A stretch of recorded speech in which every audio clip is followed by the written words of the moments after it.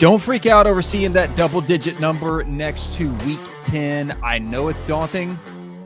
It's that gut punch reminder that fall always feels too short. Before you start grieving the season away, I got some good news for you. We still have more than 2 months until a national champion is crowned, and more than a month before someone gets to hoist that SEC trophy in Atlanta. That means everything still matters for a lot of these teams. Every playoff path, every redemption arc, every collapse, it's all still in play, right?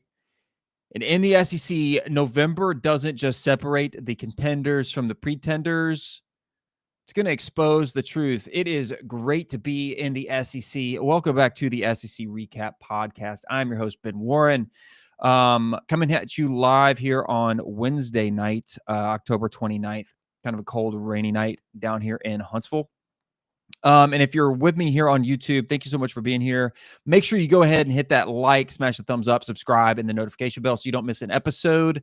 And follow me on Twitter, or X, at SEC Recap. You can catch all my content at secrecap.com, including the stat graphics and stuff that you'll see here. All of that goes onto Twitter as well. Appreciate you being here. All right, last week gave us both, I'll say, chaos and clarity in equal measure. Alabama really kind of steadied itself there at the end on the road against South Carolina. Kind of maybe looked like they were coming back down to earth and then proved that they're right where they need to be. Tennessee reasserts its firepower on the road up in Lexington, night game at Kentucky.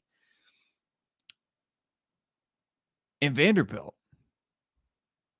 Yeah, Vanderbilt comes out of week 9 and they're sitting at 7-1. And that's not a mistake.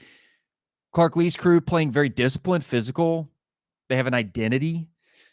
And they're going to go to Austin this week with a chance to make the rest of the nation say that out loud. I called it before the LSU game. I said, people aren't ready to talk about what Vandy's going to do to LSU.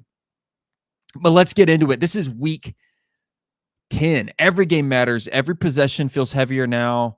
We've got our pre-cap model loaded as always. It's got some strong opinions on how this weekend shakes out.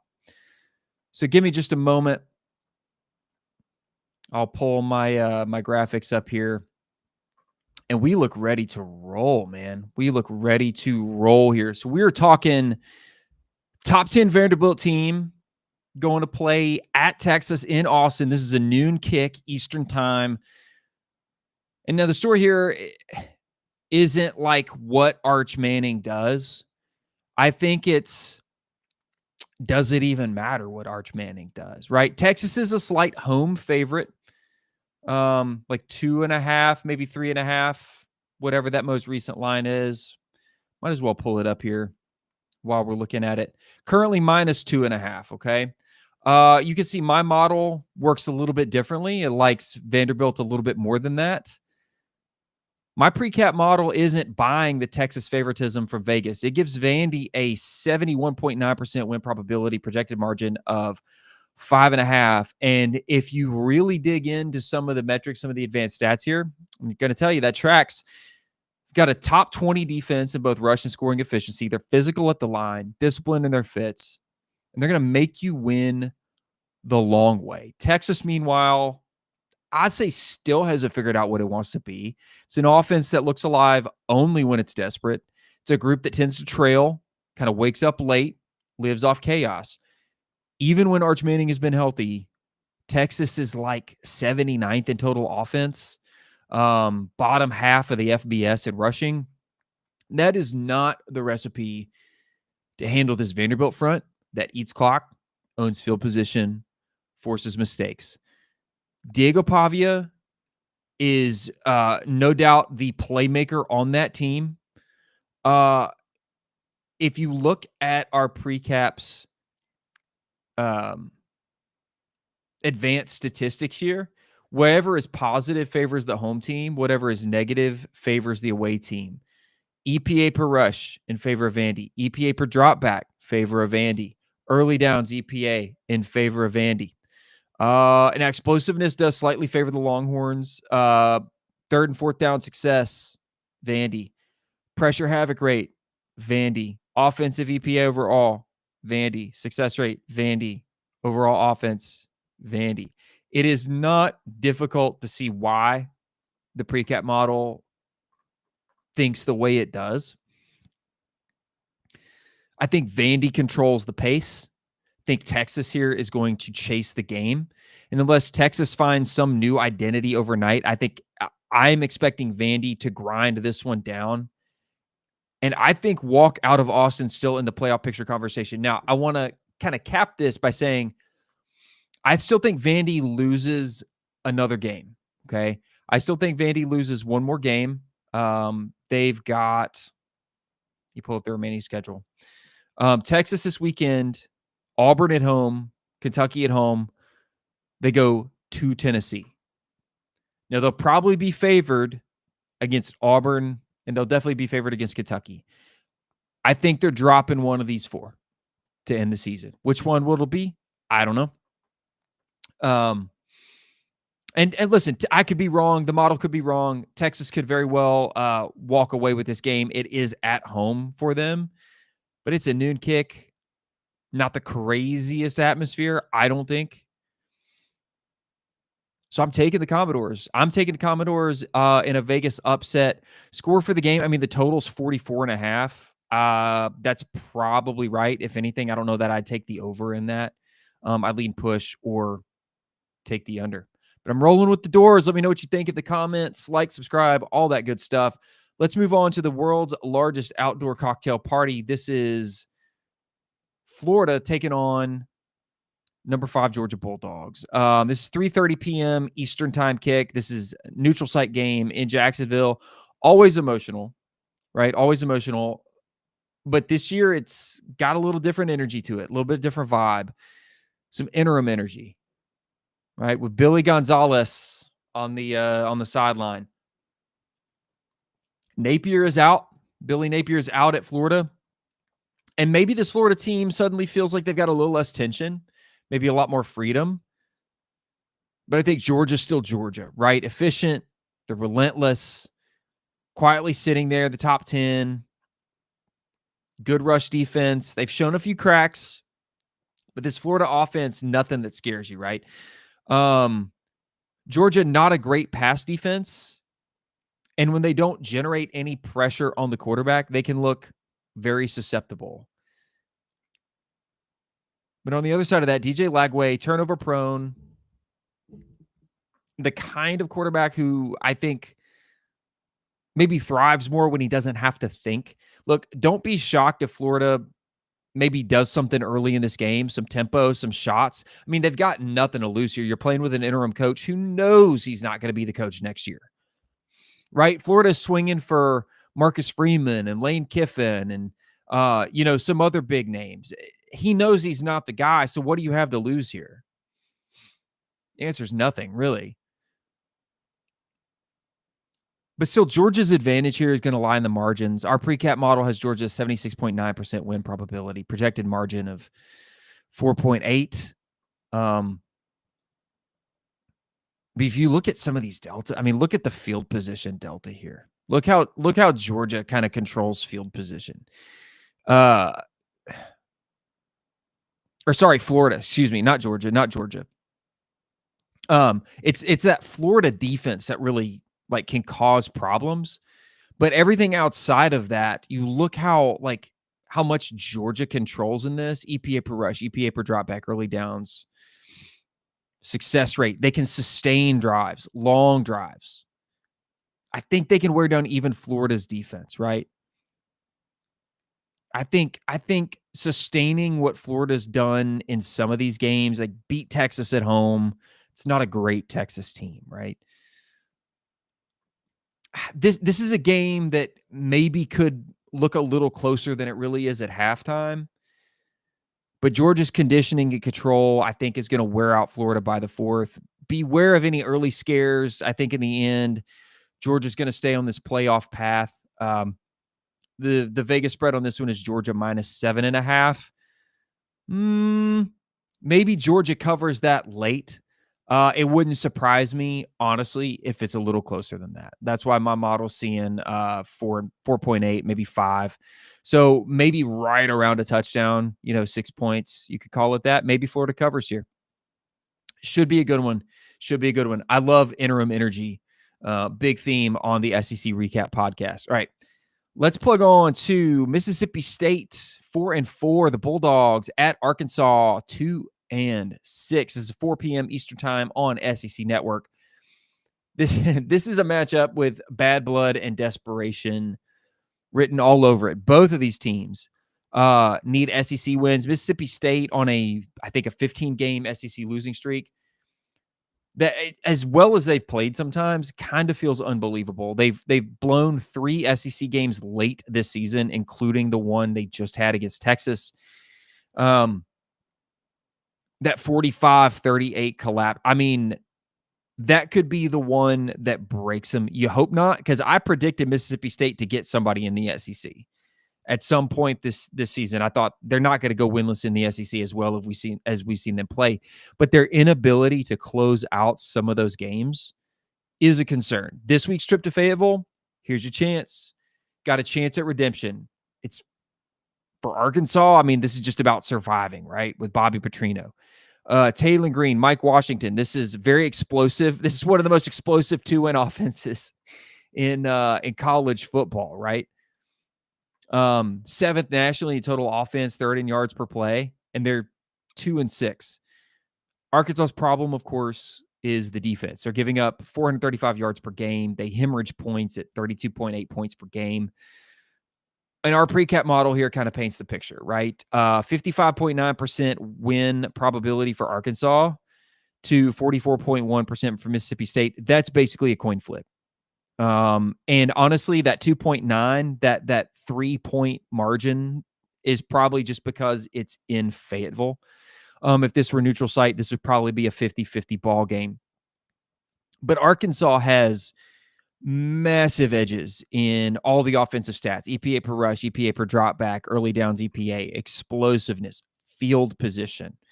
Mississippi State, a better defense, but when you're comparing defenses to Arkansas, that is not a tall order. Arkansas creates big plays. Mississippi State methodically moves the ball, but they can't finish drives or win short yardage downs. If State doesn't protect the football and that turnover margin has maybe slipped, Arkansas is going to get this one. It's not going to be pretty if Mississippi State is not there mentally. I would love another shootout. That just kind of seems to be the game script for the Hogs. Like maybe 35-31. What's the over under? 67.5. Oh, let's go over, man. Let's roll the dice and take over. Arkansas -4.5. I think this is more like a 3 or 4 point ball game.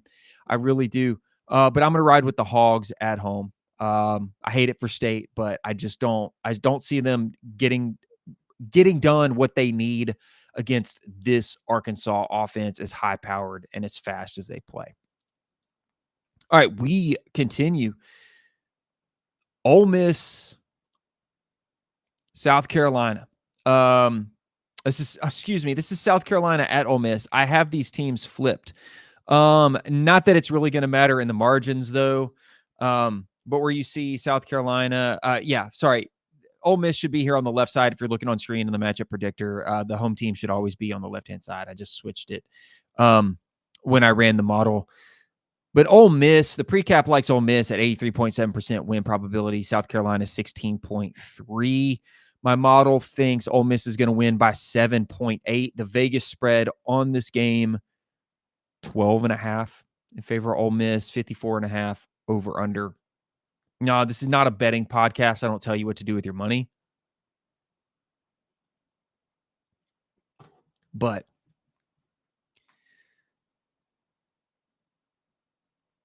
at Ole Miss, with as bad as South Carolina's offense has looked,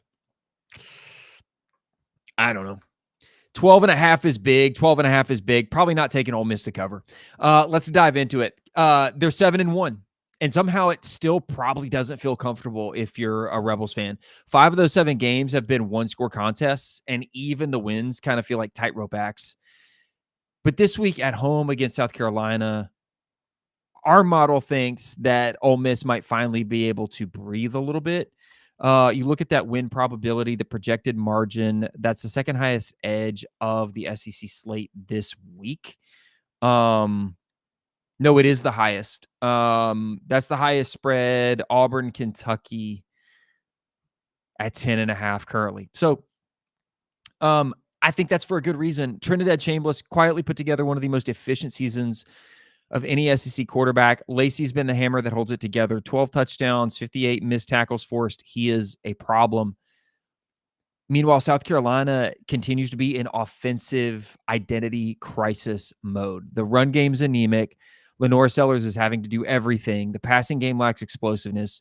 The defense can't get off the field. They're 121st in third down defense nationally. When your offense ranks 127th in total yards and you're facing an Ole Miss team that converts half of its third downs and averages nearly 37 points per game, that's not a good mix. You run through some of the deltas. Now, these are flipped, right? But these are, everything but field position and pressure rate is in favor of Ole Miss. And even pressure have a great .003. That's not a huge delta. Okay. Now, all these aren't weighted evenly in the model. And in fact, it factors in some things that you don't see here on the card. But just to give you an idea of what goes into it, heavy lean Ole Miss. The model is rarely this decisive. It is rarely above 80%. Anytime it's above 80%, I have a high confidence rating in it. So I will take Ole Miss in this game. I will actually take Ole Miss better than the 7.8 points.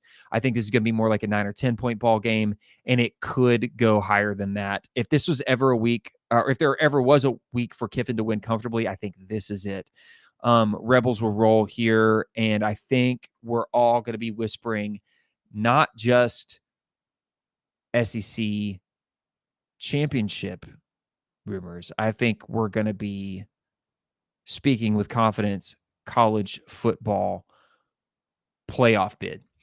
It is right there in front of the Rebels. They have, how do they finish out? Let's read it off. Versus South Carolina, Citadel at home, Florida at home. Now, that's going to be a revenge game. Florida got them at the end of last season. Think Ole Miss will have that one circled. And then you go at Mississippi State to the Egg Bowl. You're going to be a comfortable betting favorite in each of those last 3 games after this one. So they're in the driver's seat. All they got to do is take care of business. We go on. Nope. I'm going to save this one. I'm going to save that one for last. That's the best one, in my opinion. We're going to skip to Kentucky, who's 2-5, at Auburn, 4-4. This is one of our night games, 7:30 p.m. Eastern time kick on SEC Network. Auburn a little tough to figure out, right? To say the least. They can run the ball, sort of. They can defend the run. But they've been allergic to finishing drives. I think that's going to change this week. This is a bad Kentucky team. The storyline for this game for Auburn is who's playing at quarterback, right? I think this is the chance for Ashton Daniels to take the keys in Florida. I read reports yesterday that he was getting first-team reps in practice. Jackson Arnold just has not been who they brought him in to be. Their passing offense ranks 119th in FBS. And I don't think it's a talent issue. I really don't. I think it's a trust issue. I think it's a competence issue.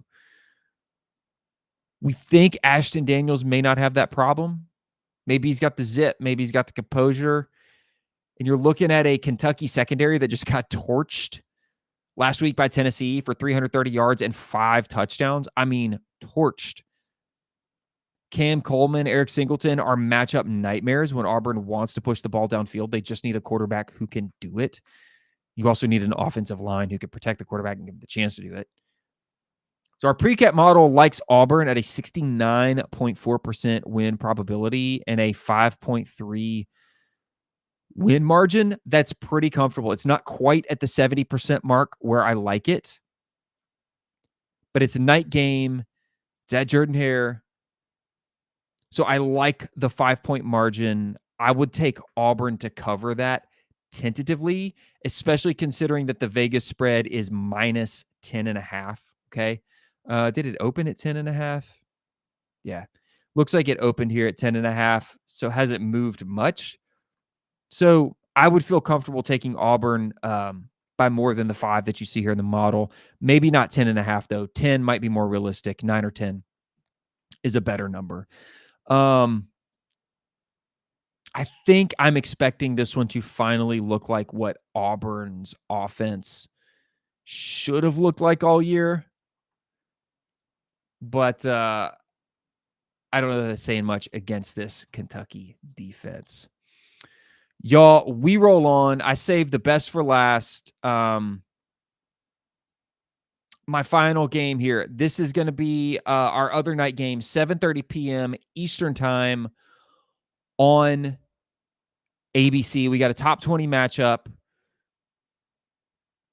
Number 18, Oklahoma at number 14, Tennessee. Closing with the heavyweight here. Heupel versus Oklahoma, part 2, the sequel. Last year's storyline was emotional, right? This was like the prodigal son returns to Norman. But this year, it is quintessentially survival. Both of these teams are 6-2. Oklahoma 2-2 in the SEC. Tennessee 3-2 in the SEC. This is a game that determines whether you stay in the playoff conversation, right? Give me a sec here. My light is not cooperating. There we go. This game determines whether you stay in the playoff conversation. Lose this game, you're not getting in the playoff at 9-3, right? You're not. There's going to be too many 10-2 teams in the SEC alone. We're looking at potentially Vanderbilt, potentially Texas, Georgia, Ole Miss, one of these two teams potentially, Alabama, right? That's too many 10-2 teams in the SEC for a 9-3 team to get in, and that's not even getting into what happens in the other Power 4 conferences. This is going to be a true good on good matchup.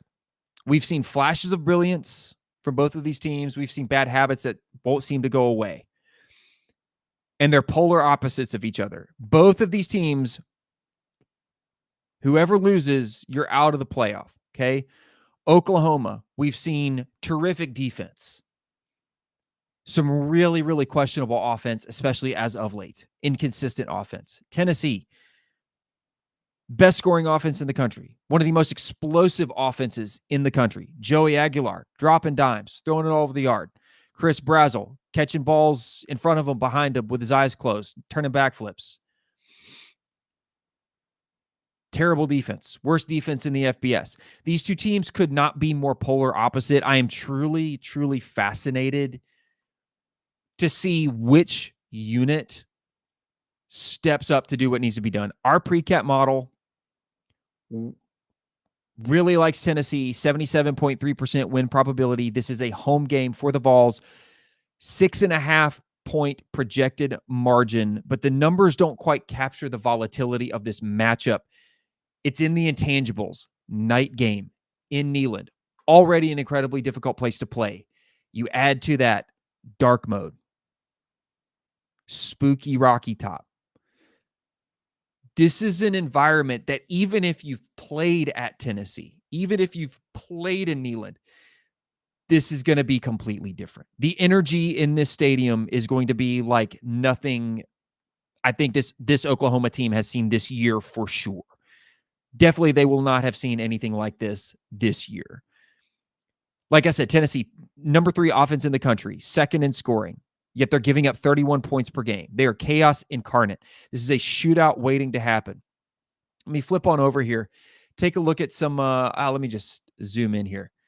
Some like defensive rankings, right?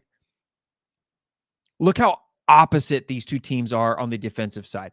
This is showing you is defensive havoc by the front 7 versus passing plays given up. Down here in this bottom right, you have really disruptive, disciplined defenses. Oklahoma, one of the best. One of the absolute best.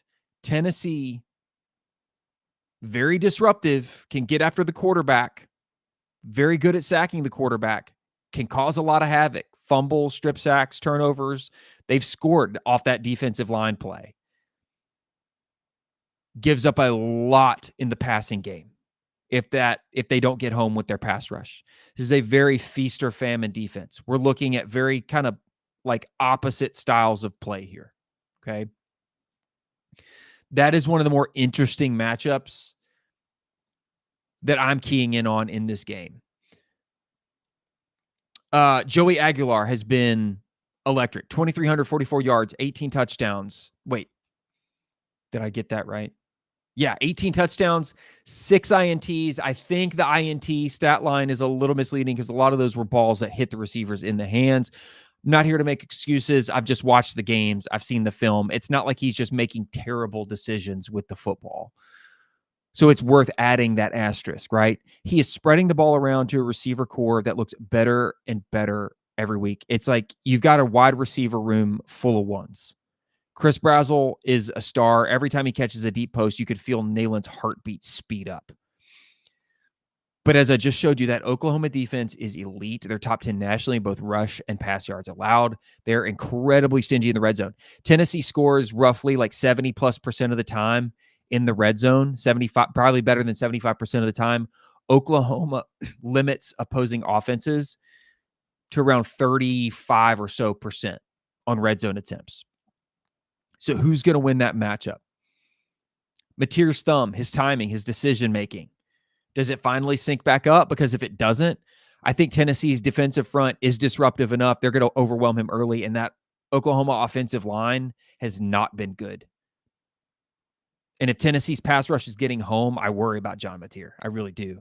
Because they're not going to be kind to him. Look at the pre-cap bars here. EPA per rush, EPA per dropback, early downs EPA, all in favor of Tennessee. Third and fourth down success, pressure havoc rate, offensive EPA, success rate, overall offense. On paper, you see what my model is seeing here and why it likes Tennessee at that point margin. If Oklahoma wants to flip it, they're going to need to steal possessions. But Tennessee is +5 in the turnover margin. They had a pick 6 against Kentucky last week. They've had multiple forced turnovers on defense. It's not going to be likely. At home, under the lights, dark mode, Heupel's offense, I think, is going to fly. Oklahoma's offense is not going to know what to do in that atmosphere. Give me Tennessee. Give me fireworks in this game. Tennessee -3.5. My model obviously likes that to cover. I'm taking Tennessee by a touchdown. The over-under is 56.5. Almost got to take the over because I think to win this game, Tennessee's going to have to score 30, 35, maybe more to win because their defense is probably not going to be able to stop much of what Oklahoma wants to do. Oops. Having issues here. Maybe that's a good sign. Maybe my light going out is a good sign that we need to close it out. November in the SEC, man. This is where programs define themselves.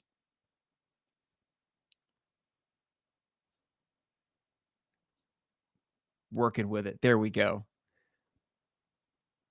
Where programs define themselves not by talent, but by your temperament. They remember what you do in November.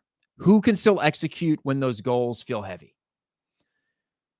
From Vandy's dream run, Georgia's steady pursuit, Ole Miss's chase to Tennessee's shot at redemption, every storyline is alive here. And by next week, I think we're going to be talking about who's still breathing in the playoff race, who's just playing spoiler.